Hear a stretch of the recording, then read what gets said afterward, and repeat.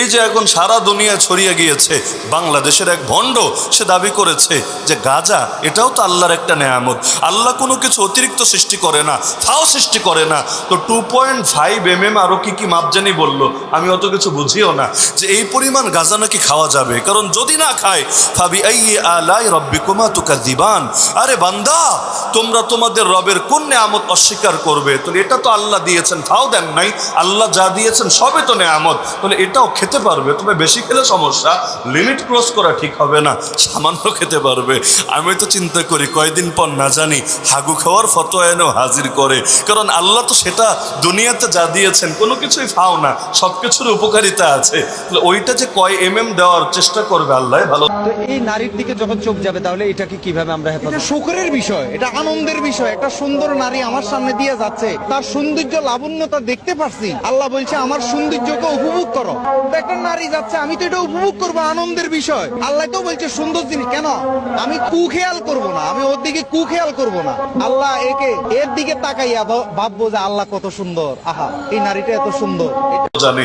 আবার এই ফতোয়া হাজির করেছে যে সামনে দিয়ে যদি সুন্দরী নারী চলে যায় কি করতে হবে? সে বলেছে মনোযোগ দিয়ে দেখতে হবে। কেন? কারণ এই নারীকে দেখে চিন্তা করতে হবে, আয় রে দুনিয়ার এক মেয়ে যদি হয় এত সুন্দর, না জানি আমার আল্লাহ সৃষ্টিকর্তা তিনি কত সুন্দর, আল্লাহ কত সুন্দর, এটা বোঝার জন্য যদি নারী দেখে দেখে বুঝতে হয়। আর এই ফতোয়া যদি আমাদের যুবক ভাইদের কানে চলে যায়, সমাজে নষ্টামি ভ্রষ্টামি আর অশ্লীলতার কি বাকি থাকবে? তাহলে এগুলো তো কোনো রূপকথার গল্প না, বাস্তবিক গল্প, এবং দুনিয়ার মধ্যে হচ্ছে, সারা দুনিয়ার লক্ষ লক্ষ মানুষ তাদের এই কথাগুলো দেখছে। তো আমি বলছিলাম যে ঈমানের দাবি নবী প্রেমিকের সঙ্গে সম্পর্ক রাখা না ছিন্ন করা? যদি ছিন্ন করা হয় যে নবী প্রেমিকের সঙ্গে সম্পর্ক জুড়ব আর নবীর দুশ্মনের সঙ্গে সম্পর্ক ছিন্ন করব, তাহলে কাদিয়ানির বোতল এখানে থাকে কিভাবে? আগেই বলেছি, আমি মূল আলোচনায় ঢুকছি না, ছোট ছোট দুইটা অনুরোধ রেখে যাচ্ছি। এই যে কাদিয়ানের বোতল, ওইখানে একটা, এখানে আর একটা।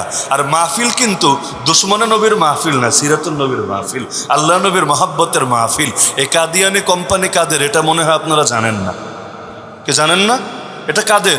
যদি হিন্দুদের হতো তাও আমি এটা নিয়ে এখন এত আলোচনা করতাম না, যদি খ্রিস্টানের হতো তাও আমি এত বড় কথা বলতাম না, যদি বৌদ্ধর হতো তাও আমি এটাকে মূল আলোচনার মধ্যে ঢোকাতাম না। কিন্তু কাদিয়ানি, আল্লাহর নবীর দুশ্মন হওয়ার ব্যাপারে কেউ সন্দেহ পোষণ করলে ওর ঈমান থাকবে না, তার জিনিস এখানে স্টেজের মধ্যে থাকে কিভাবে? এমনকি আমি তো মনে করি যেই দোকানে এই কাদিয়ানীদের পণ্য দেখবেন, ওই দোকানদারকে গিয়েও বোঝাতে হবে, প্রথমে অ্যাকশন না, প্রথমে গিয়ে বোঝাতে হবে, ভাই তুমি যদি মুসলিম হও, আশিক রাসূল হও, নবী প্রেমিক হও, তো নবীর দুশ্মনকে পয়সা দিয়ে সাহায্য করো কিভাবে, তার মার্কেটিংয়ে তুমি সহযোগিতা করো কিভাবে, নবীর দুশ্মনের সাথে আগে তো সম্পর্ক ছিন্ন করবা। দরকার ছিল কি ভাই জানেন? শুধু সম্পর্ক ছিন্ন করা না, ওদের বিরুদ্ধে জিহাদের ঘোষণা দেওয়া। আজকে যদি এই দেশ ইসলামী রাষ্ট্র হতো, তাহলে আল্লাহ নবীর দুশমনদেরকে কোলে নিয়ে নিয়ে পারতো না, বরং এদের বিরুদ্ধে জিহাদের ঘোষণা দিত।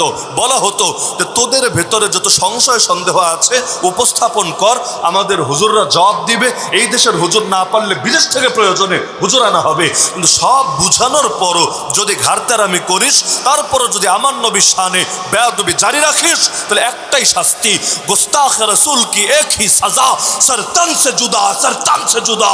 যে আল্লাহর নবীর সঙ্গে দুশমনি করে সে পৃথিবীর বুকে বেঁচে থাকার অধিকারী হারিয়ে ফেলে। তাহলে যেখানে মাসালা এত কঠোর, সেখানে আমরা এই কাজ করি কিভাবে? দুঃখ লাগে। গ্রামে গেলে আমরা দোকানগুলোতে বেশি দেখি, শহরের দোকানগুলোতে এই জাতীয় পানি চলে না, মানুষ এগুলো কমই খায়, ব্র্যান্ডেড যে বিভিন্ন ভালো ভালো প্রোডাক্ট যেগুলো আছে এগুলো খায়। মানে শহরে মার্কেটে পলিসিতে সফল না হয়ে গ্রামে গিয়ে আমার যতটুকু ধারণা, আমি তো ব্যবসায়ী না, আমার যতটুকু ধারণা দোকানদারদেরকে লাভ একটু বেশি দেয়, অন্যান্য কোম্পানি যা দিবে তার চাইতে একটু বেশি দেয়। তারা চিন্তা করে আরে কয়টা টাকা বেশি পাবো, সারাদিনে কামাই করবোই আর কত, যদি আরও এর সাথে 100-200 বাড়ে লাভই তো, লসের কি আছে। এই লাভ দিয়ে কি হবে? যেই লাভ গ্রহণ করার জন্য নবীর দুশমনদের সহযোগিতা করা লাগে।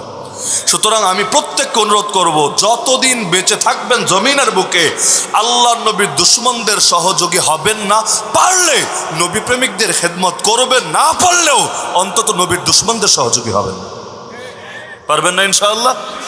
আমরা ইসরায়েলের পণ্য বয়কট করেছি ইমানের দাবিতে, ইন্ডিয়ার পণ্য পর্যন্ত এই জাতি বয়কট করেছে দেশপ্রেমের দাবিতে, তাহলে ইসরায়েলের পণ্য যদি বয়কট হতে পারে, ইন্ডিয়ার পণ্য যদি বয়কট হতে পারে, তাহলে এই খতমে নবুয়ত অস্বীকারী দুশ্মনদের প্রোডাক্ট চলে কিভাবে? মনে থাকবে ইনশাআল্লাহ, মনে থাকবে ইনশাআল্লাহ।